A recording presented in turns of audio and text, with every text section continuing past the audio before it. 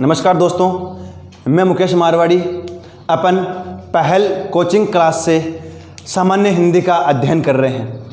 दोस्तों, इस मुक्तक के साथ एक 4 लाइनों के साथ मैं शुरुआत करता हूं। आप इस लॉकडाउन के दौर में मायूस हो गए होंगे। दोस्तों, मायूस नहीं होना। देखिए कि मुसीबत में किस किस ने साथ नहीं छोड़ा है, मुसीबत में किस किस से ने साथ नहीं छोड़ा है। छोड़ दो जो राहों में रोड़ा है, मुसीबत में किस किस ने साथ नहीं छोड़ा है। छोड़ दो जो राहों में रोड़ा है। अगर हौसले बुलंद और इरादों में जान हो, हौसले बुलंद और इरादों में जान हो, तो लोगों ने पत्थर को भी तोड़ा है, तो लोगों ने पहाड़ को भी तोड़ा है। दोस्तों, जब जब आपके मन में निराशा का विचार आए, जब जब आपके दिल को निराशा के बादल घेरें, तब तक दोस्तों आप उस दशरथ मांझी, उस माउंटेन मैन, पर्वत जिसे माना पर्वत पुरुष कहा जा रहा है, उसे याद करें। दशरथ मांझी को याद करें। उसने अनवरत 22 वर्षों तक दोस्तों अपने बिना किसी लाभ के लिए उस पत्थर को तोड़ दिया, उस पहाड़ को तोड़ा। जब उनसे पत्रकारों ने पूछा तो उन्होंने कहा कि मुझे पहले मेरी पत्नी से मोहब्बत थी और अब मुझे इस पहाड़ से मोहब्बत हो गई है। मैं जब तक इस पहाड़ से रूबरू नहीं होता हूँ, तब तक मैं अपना जो खाया हुआ है वह नहीं पचा सकता। दोस्तों, वही मोहब्बत अगर आपको किताबों से हो गई, अगर आपको शब्दों से हो गई, तो दोस्तों दुनिया की कोई भी ताकत आपके सिलेक्शन को नहीं छोड़ सकती। दुनिया की कोई भी ताकत ऐसी नहीं है जो आपके सिलेक्शन को रोक दे। तो दोस्तों, अपना सब कुछ इन किताबों में झोंक दें, सब कुछ अर्थात सब कुछ। लीजिए दोस्तों, बात करते हैं अपन अपने सामान्य हिंदी की। अपन ने हिंदी भाषा का इतिहास पढ़ लिया था। हिंदी भाषा का इतिहास जो पटवार में आएगा, 1% पटवार में मिलता है पक्का, अपने रिट में भी है, और हाई कोर्ट पियोन उसमें तो प्रश्न पक्का दिया हुआ है। दोस्तों, उसमें तो साफ दिया हुआ है हिंदी भाषा का विकास। ठीक है दोस्तों, अपन ने हिंदी भाषा का इतिहास पढ़ लिया था। अब अपन बात करते हैं इसके टॉपिकों की, नहीं बात करते हैं अपन व्याकरण की। व्याकरण दोस्तों, मैंने आपको बताया था जो व्याकरण शब्द है वह है वी जोड़ आ जोड़ करण शब्दों से मिलकर ये 3, इसमें ये 2 उपसर्ग हैं, ये अपना मूल शब्द है। अगर इस करण का भी अगर और विश्लेषण करें अपन अपने संस्कृत के अनुसार देखें तो इसमें क्र जोड़ ल्यूट प्रत्यय है। दोस्तों, कौन सा प्रत्यय? ल्युट प्रत्यय है। यानी इसमें धातु कौन सी है? क्र धातु है और ल्युट प्रत्यय है, यानी इसमें अन प्रत्यय है। अन इसमें प्रत्यय है दोस्तों। यानी वी जोड़ आ जोड़ क्रि जोड़ अन, ये अपना क्या हो गया? व्याकरण का पूरा विश्लेषण होगा, पूरा इसका विचार हो गया दोस्तों, पूरा इसके टुकड़े होंगे। बात करते हैं पर इसका अर्थ क्या होता है? वी का अर्थ होता है विशेष। क्या होता है दोस्तों? विशेष। आ का होता है चारों ओर, आ का अर्थ होता है चारों ओर, और करण का अर्थ होता है दोस्तों करने वाला। अर्थात जब भाषा को अपन विशेष वृहत अध्ययन करते हैं, सूक्ष्मतम अध्ययन करते हैं, जब अपन भाषा का या अपन ये बोल सकते हैं कि शुद्धतम अध्ययन करते हैं, वही क्या होता है दोस्तों? व्याकरण होता है। वही क्या होती है? व्याकरण होती है दोस्तों। बात करते हैं अपन व्याकरण की परिभाषा की। अपन ये कह सकते हैं कि भाषा का शुद्ध अध्ययन, भाषा का शुद्ध अध्ययन क्या कहलाता है? व्याकरण कहलाता है। भाषा का शुद्ध अध्ययन व्याकरण कहलाता है दोस्तों। अपन ने यहां तक देख लिया था, व्याकरण की परिभाषा वगैरह अपन पहले वीडियो में देख चुके हैं दोस्तों। बात करते हैं इससे आगे की। यानी अपने जो व्याकरण है वह 3 प्रकार से अध्ययन की जाती है, या अपन ये कह सकते हैं 3 प्रकार से इसको बांटा जा सकता है दोस्तों व्याकरण को, जिसमें एक है वर्ण विचार, एक है शब्द विचार, और अंतिम है वाक्य विचार। अपने व्याकरण में जो भी कुछ है वह इन्हीं तीनों में शामिल है दोस्तों। इन्हीं तीन के अलावा कुछ भी नहीं आता है अपने व्याकरण भाषा में। हिंदी भाषा की व्याकरण में। वर्ण विचार, शब्द विचार और वाक्य विचार। अपन सबसे पहले पढ़ेंगे वर्ण विचार। अगर अपन मनोविज्ञान की दृष्टि से देखें तो अपन पहले स्थूल से सूक्ष्म की तरफ चलना चाहिए, लेकिन दोस्तों अपन छोटी इकाइयों से बड़ी इकाई की तरफ चलेंगे। दोस्तों बात समझ में आई? यानी सबसे पहले पढ़ेंगे अपन वर्ण विचार, उसके बाद वाक्य विचार और उसके बाद उसके बाद शब्द विचार और अंत में आएगा वाक्य विचार। ठीक है दोस्तों, बात यहाँ तक समझ में आई? बात करते हैं वर्ण विचार की। वर्ण विचार क्या है? अर्थात मैं ये कह सकता हूं कि वर्णों के बारे में विचार क्या कहलाता है? वर्ण विचार कहलाता है। किनके बारे में? वर्णों के बारे में विचार। वर्णों के बारे में विचार करेंगे अपन दोस्तों। वर्णों के बारे में विचार। पहली बात तो है कि वर्ण क्या है? वर्ण क्या चीज है दोस्तों? मैं ये कह सकता हूं कि भाषा की वह इकाई, भाषा की वह इकाई, वह इकाई जिसके, वह इकाई अपन इसको अंश भी बोल सकते हैं, जिसके और टुकड़े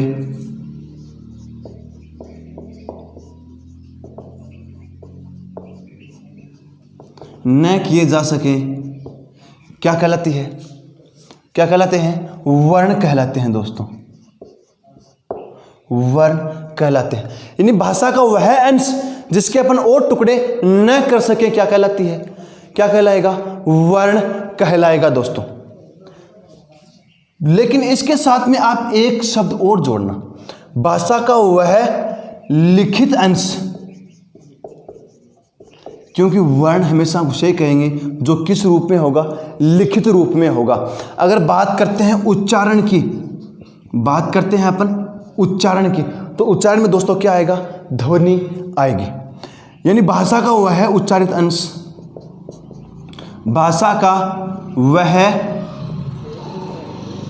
उच्चारित अंश जिसके और टुकड़े न किए जा सके, क्या कहलाता है? क्या कहलाती है दोस्तों? ध्वनि कहलाती है। वर्ण क्या होता है? कि लिखित अंश होता है भाषा का, और जो अपना ध्वनि है वह क्या है? उच्चारित अंश है दोस्तों। अगर लिखित रूप में आए तब वह हो जाएगा वर्ण, लेकिन जब उच्चारित रूप में आए तब क्या हो जाएगी? ध्वनि। एक शब्द आपने और सुना होगा, अक्षर। अक्षर क्या है दोस्तों? अक्षर होता है वह अंश, भाषा का वह अंश जिसे अपन अपने उच्चारण के एक झटके में पूर्ण कर दें, जिसका उच्चारण अपन एक झटके में पूर्ण कर दें, वह क्या होगा? अक्षर होगा। अपन दूसरे रूप में भी देख सकते हैं कि अगर व्यंजन में स्वर शामिल कर दिया जाए, अगर व्यंजन में स्वर शामिल कर दिया जाए तो वह क्या हो जाएगा? अक्षर हो जाएगा। बिना स्वर की सहायता के अपन किसी भी व्यंजन का उच्चारण नहीं कर सकते हैं दोस्तों। अर्थात उच्चारण के लिए अपन को उसमें स्वर का मेल करना होगा, तभी अपन व्यंजन का उच्चारण कर सकते हैं। बात समझ में आई यहां तक? यानी कि वह अंश जिसका उच्चारण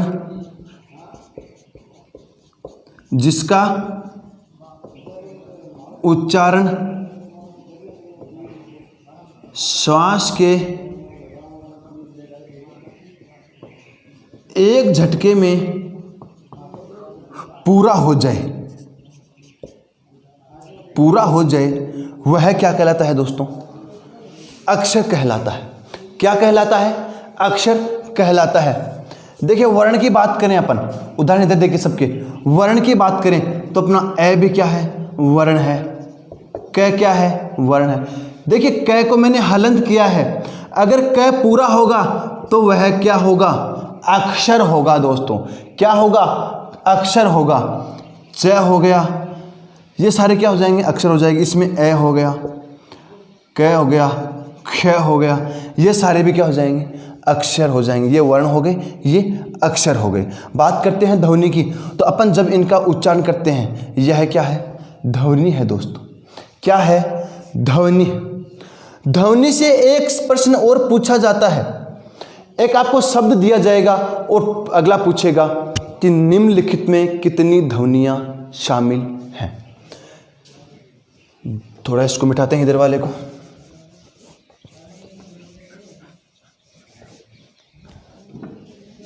एक शब्द आ गया जैसे आम। बात करते हैं आम की। शब्द है आम।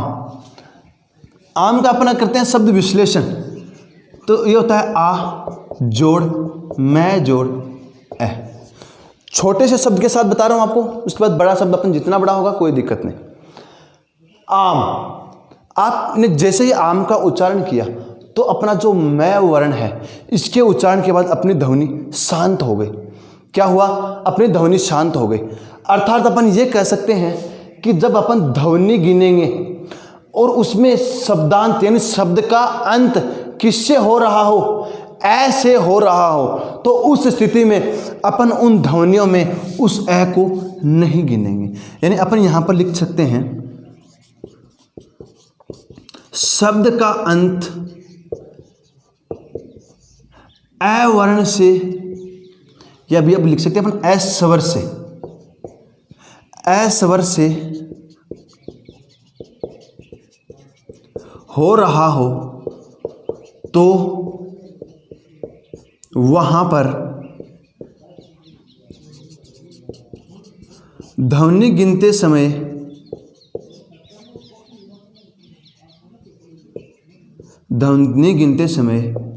ए को नहीं गिनेंगे, ए को नहीं गिनेंगे।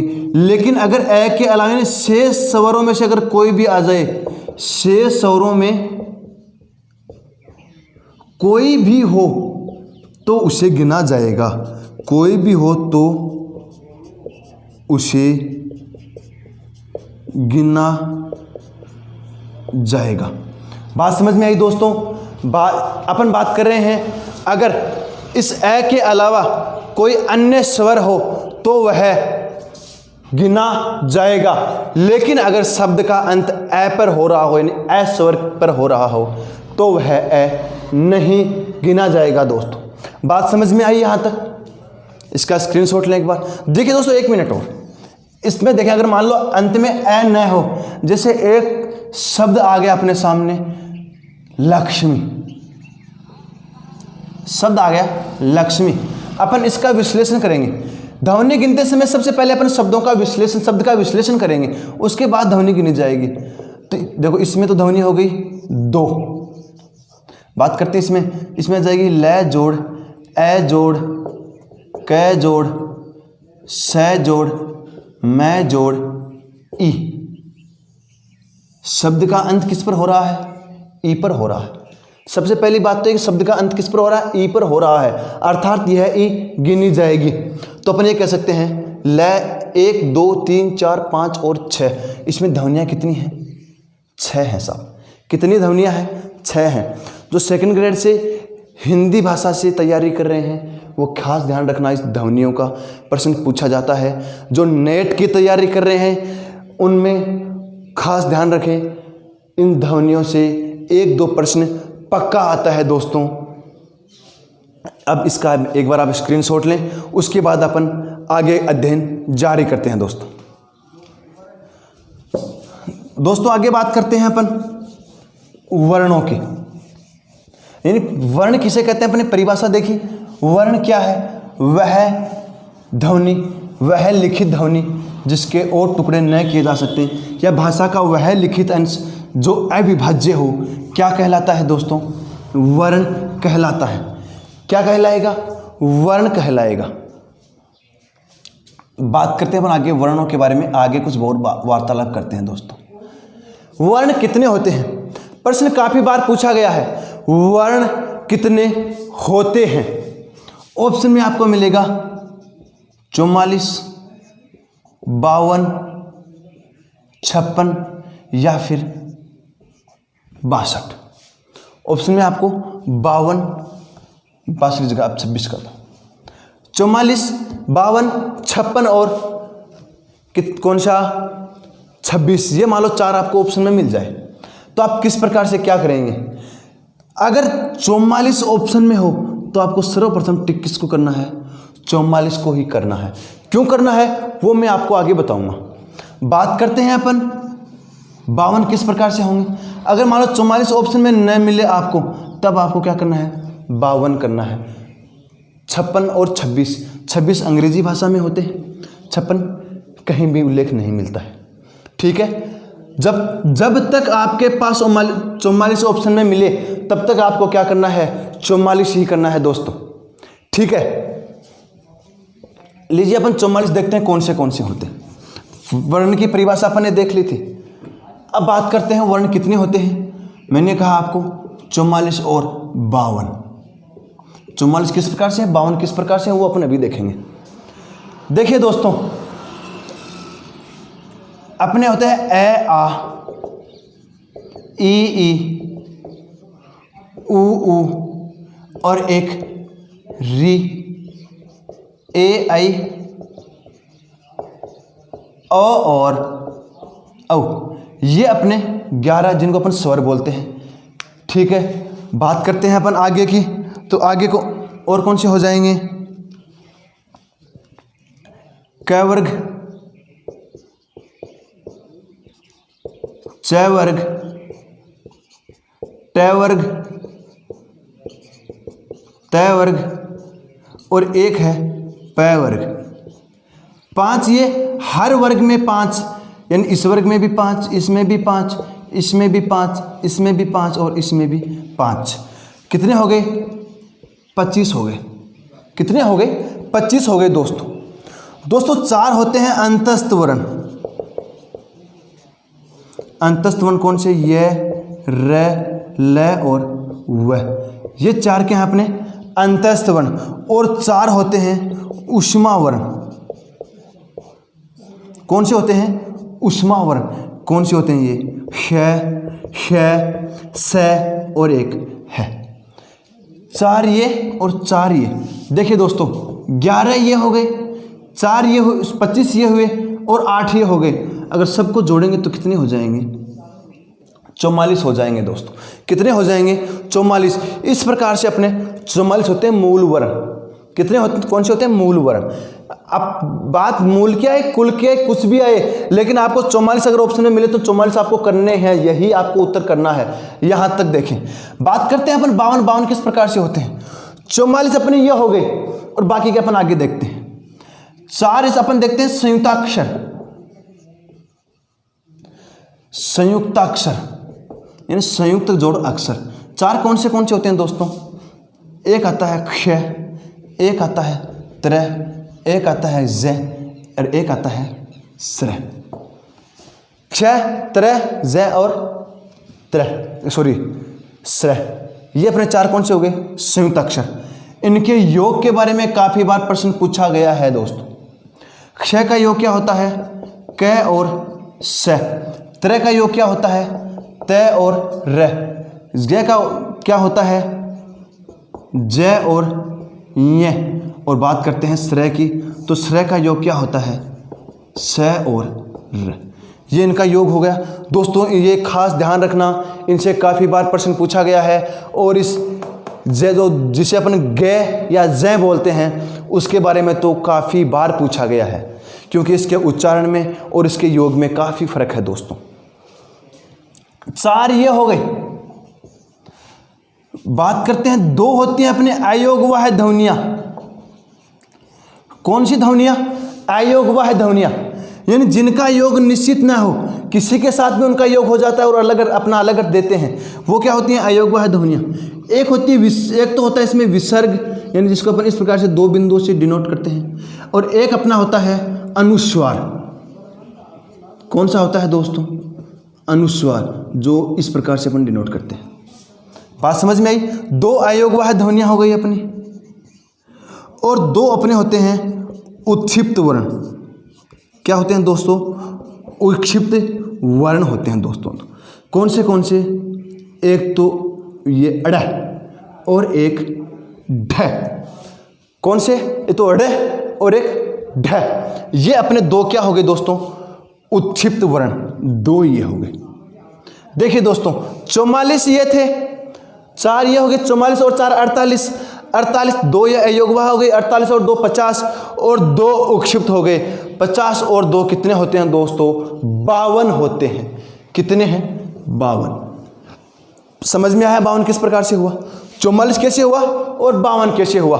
दोस्तों यहाँ से काफ़ी बार प्रश्न पूछा जाता है, अयोगवाह ध्वनियों का मेल किसके साथ होता है? प्रश्न काफ़ी बार आया हुआ है, विशेष दोबारा सुने एक बार। अयोगवाह ध्वनियों का मेल किसके साथ होता है? स्वर के साथ, व्यंजन के साथ, अक्षर के साथ, या संयुक्त अक्षर के साथ? व्यंजन के साथ, स्वर के साथ, अक्षर के साथ, या संयुक्त अक्षर के साथ? ये काफ़ी बार प्रश्न पूछा हुआ है दोस्तों। अयोगवाह ध्वनियों का मेल किसके साथ होता है? हमेशा ध्यान रखना, अयोगवाह ध्वनियों का मेल किसके साथ होता है? स्वर के साथ होता है। किसके साथ होता है? स्वर के साथ होता है। और एक बात आती है उत्क्षिप्त वर्ण के बारे में। उत्क्षिप्त वर्ण के बारे में क्या कहा जाता है कि जो उत्क्षिप्त वर्ण है वो कभी भी कहाँ नहीं आते? कभी भी शब्द के शुरू में नहीं आते हैं। यानी जो उत्क्षिप्त वर्ण है वो कभी भी शब्द के शुरू में नहीं आते हैं दोस्तों, या तो वे अंत में आएंगे या मध्य में आएंगे।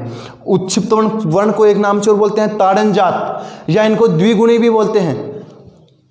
क्यों बोलते हैं वो अपन आगे पढ़ेंगे, अपन इनका वृहत अध्ययन करेंगे, उस समय ज़्यादा अपन इनको देख लेंगे। बात समझ में आई दोस्तों यहाँ तक?